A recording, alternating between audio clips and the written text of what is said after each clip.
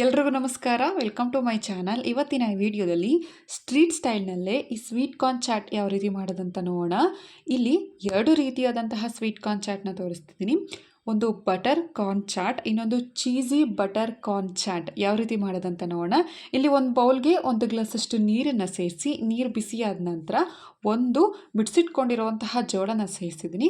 ಒಂದು ಸ್ವಲ್ಪ ಉಪ್ಪನ್ನು ಕೂಡ ಸೇರಿಸಿ ಮೀಡಿಯಂ ಫ್ಲೇಮ್ನಲ್ಲಿ ಇದನ್ನು 5ರಿಂದ 6 ನಿಮಿಷ ಬೇಯಿಸ್ಕೊಳ್ಬೇಕು. ಜೋಳ ಹಸಿ ಆಗಿರೋದ್ರಿಂದ ಬೇಗ ಬೆಂದ್ಬಿಡುತ್ತೆ. ತುಂಬ ಹೊತ್ತು ಬೇಯಿಸ್ಕೊಳ್ಳುವಂತಹ ಅವಶ್ಯಕತೆ ಇಲ್ಲ. ನೀವು ನೋಡಬಹುದು ಜೋಳ ಎಲ್ಲ ಚೆನ್ನಾಗಿ ಬೆಂದಿದೆ.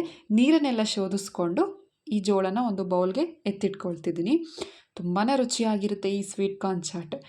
ಇದನ್ನು ಒಂದು ಬೌಲ್ಗೆ 1 ಕಪ್ಪಷ್ಟು ಜೋಳನ ತೊಗೊಂಡಿದ್ದೀನಿ. ಬಿಸಿ ಇರುವಾಗಲೇ ಮಾಡ್ಕೊಳ್ಬೇಕು ಇದಕ್ಕೆ ಒಂದು ಸ್ವಲ್ಪ ಉಪ್ಪನ್ನು ಸೇರಿಸ್ತಿದ್ದೀನಿ. ನೋಡ್ಕೊಂಡು ಹಾಕ್ಕೊಳ್ಳಿ ಉಪ್ಪನ್ನು. ಜೋಳ ಬೇಯಿಸ್ಕೊಳ್ಳುವಾಗಲೂ ಕೂಡ ನಾವು ಉಪ್ಪನ್ನು ಸೇರಿಸಿರ್ತೀವಿ. 1/4 ಸ್ಪೂನಷ್ಟು ಪೆಪ್ಪರ್ ಪೌಡರ್, 1/4 ಸ್ಪೂನಷ್ಟು ಚಾಟ್ ಮಸಾಲ ಪೌಡರ್, ಹಾಗೆ 1/4 ಸ್ಪೂನಷ್ಟು ಬೆಣ್ಣೆನ ಸೇರಿಸಿ ಬಿಸಿ ಇರುವಾಗಲೇ ಇದನ್ನು ಮಿಕ್ಸ್ ಮಾಡ್ಕೊಳ್ಬೇಕು. ಒಂದು ವೇಳೆ ತಣ್ಣಗೇನಾದರೂ ಆದರೆ ಒಂದು ಫ್ರೈ ಪ್ಯಾನ್ಗೆ ಈ ಜೋಳನೆಲ್ಲ ಮತ್ತೆ ಬಿಸಿ ಮಾಡಿಕೊಂಡು ಕೂಡ ನೀವು ಮಾಡ್ಕೊಳ್ಬಹುದು. ಈ ಬೆಣ್ಣೆ ಎಲ್ಲ ಮೆಲ್ಟ್ ಆಗಬೇಕು, ಅಲ್ಲಿವರೆಗೂ ಇದನ್ನು ಮಿಕ್ಸ್ ಮಾಡಿಕೊಂಡು ಒಂದು ಬೌಲ್ಗೆ ಸರ್ವ್ ಮಾಡಿಕೊಂಡ್ರೆ ತುಂಬ ಟೇಸ್ಟಿಯಾಗಿರುವಂತಹ ಬಟರ್ ಸ್ವೀಟ್ ಕಾರ್ನ್ ಚಾಟ್ ರೆಡಿಯಾಗಿರುತ್ತೆ. ನಾವು ಹೊರಗಡೆ ಹೋಗುವಾಗ ರೋಡ್ ಸೈಡ್ನಲ್ಲಿ ಇದನ್ನು ಇಟ್ಕೊಂಡು ಮಾರ್ತಿರ್ತಾರೆ. ಘಮ್ ಅಂತಿರುತ್ತೆ, ತಿನ್ನಬೇಕು ಅನ್ನೋಷ್ಟು ರುಚಿಯಾಗಿರುತ್ತೆ ಅಲ್ವಾ ಇದು. ಇಲ್ಲಿ ಇನ್ನೊಂದು ಬೌಲ್ಗೆ 1 ಕಪ್ಪಷ್ಟು ಜೋಳನ ಸೇರಿಸಿದ್ದೀನಿ.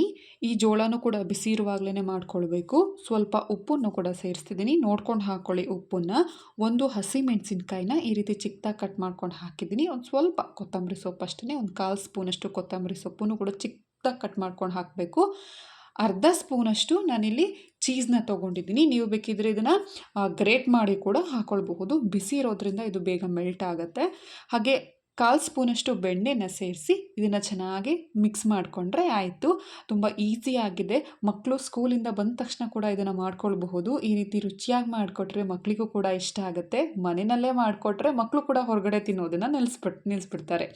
ಇದನ್ನು ಚೆನ್ನಾಗಿ ಮಿಕ್ಸ್ ಮಾಡಿಕೊಂಡು ಇದನ್ನು ಒಂದು ಬೌಲ್ಗೆ ಸರ್ವ್ ಮಾಡಿಕೊಂಡ್ರೆ ಟೇಸ್ಟಿಯಾಗಿರುವಂತಹ cheesy butter sweet corn chaat ರೆಡಿಯಾಗಿರುತ್ತೆ.